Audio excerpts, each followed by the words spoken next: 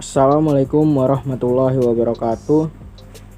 Perkenalkan, nama saya Muhammad Himawan Muslim dari Fakultas Ilmu Sosial dan Ilmu Politik, jurusan Ilmu Komunikasi, Universitas Muhammadiyah Profesor Dr. Hamka. Di sini saya akan menjelaskan bagaimana mitigasi bencana alam gempa. Sebelum ke situ, saya akan menjelaskan apa itu gempa bumi. Gempa bumi adalah getaran atau guncangan yang terjadi di permukaan bumi akibat pelepasan energi dari bawah permukaan secara tiba-tiba yang menciptakan gelombang seismik. Lalu, apa saja sih yang menjadi penyebab terjadinya gempa bumi? Ada 3 jenis gempa bumi, yaitu gempa vulkanik, gempa tektonik, gempa reruntuhan. Berikut adalah animasi dari gempa bumi. Perhatikan video berikut ini. Nah, dari situ kita bisa belajar ada beberapa hal yang harus dilakukan dalam menyikapi terjadinya gempa bumi atau yang biasa kita sebut mitigasi bencana. Yang pertama, jangan panik, tetaplah hati-hati. Yang kedua, selalu lindungi bagian kepala, tujuannya untuk terhindar dari reruntuhan. Yang ketiga, hindari bersembunyi di tempat yang mudah jatuh, seperti lemari, lampu, rak buku, dan lain-lain. Yang keempat, berlari dari ruangan atau rumah secepatnya.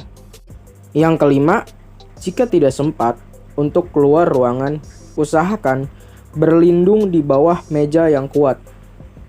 Tujuannya untuk terhindar dari reruntuhan bangunan rumah atau apapun itu.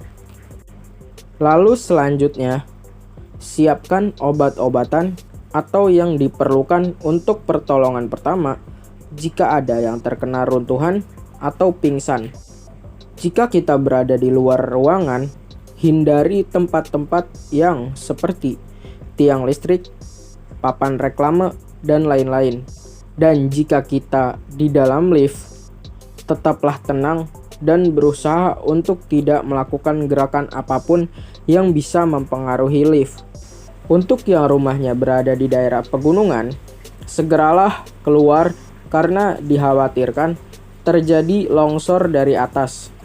Dan untuk yang rumahnya berada di daerah pantai, segera jauhi tempat itu. Dan setelahnya, carilah tempat yang tinggi untuk antisipasi terjadinya tsunami. Lalu, apa solusi yang bisa ditawarkan dalam penanggulangan bencana gempa ini? Tentu, sudah banyak yang mulai membangun rumah anti gempa, terutama di daerah-daerah. Contohnya, rumah seperti Omosebuah dan Omohada yang berada di Kepulauan Nias. Lalu ada rumah Gadang yang berada di Sumatera Barat.